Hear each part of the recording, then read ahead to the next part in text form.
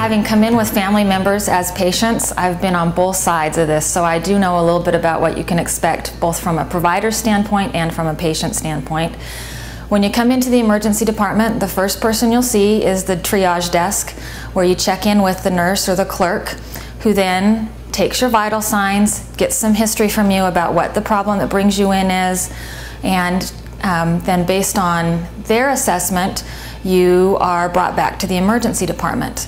Now, our emergency department actually has two sections. We have the main ER, which is where we see more severe patients like heart attacks, strokes, those kinds of things.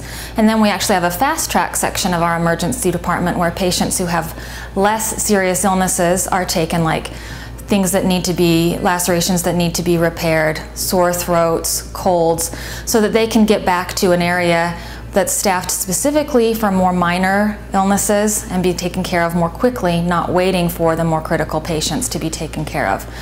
Once you're back in the emergency department, a nurse will come see you and assess you, and then the physician will also come see you and assess you. Based upon your complaint, tests will be ordered, or procedures may be performed to help diagnose what's going on and to stabilize the condition. If it's a minor thing, no tests may be ordered at all. For example, if you just have a little cut that needs stitches, you may not need any x-rays or lab testing done, and the physician and the nurse quickly fix the wound and get you on your way so you don't have to wait long. If it's a more serious illness that we're not sure what's going on, you may have a variety of tests including x-rays, CT scans, lab work that may take some time to get the results back. The average amount of time patients are typically in our emergency department waiting for test results can be over an hour sometimes to get everything back and to know what direction we're moving. And that's pretty standard for emergency departments across the Wasatch Front and across the country.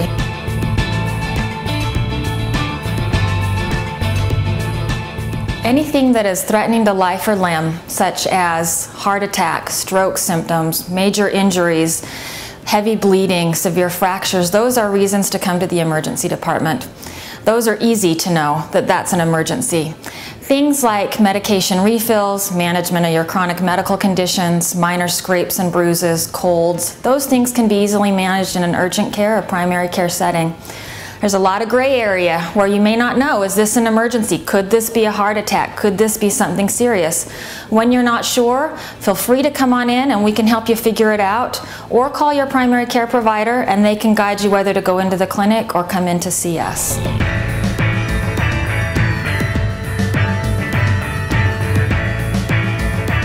I think one of the most common misconceptions is that people are seen on a first-come, first-served basis. This isn't always the case. Patients are brought back to the emergency department in order of the severity or critical nature of their illness, not based on what time they got to the waiting room. So there's a process called triage where when you check in, a nurse takes your vital signs, takes your history a little bit, and then based upon that and how sick you are, you're brought back in order of illness. If you're brought in by ambulance, it's the same thing, and we actually work with our excellent pre-hospital providers even before patients reach the emergency department to be stabilizing them and managing their disease. Critical patients never wait. They're immediately brought to a treatment area and taken care of by the physician. Less critical patients may wait a little bit.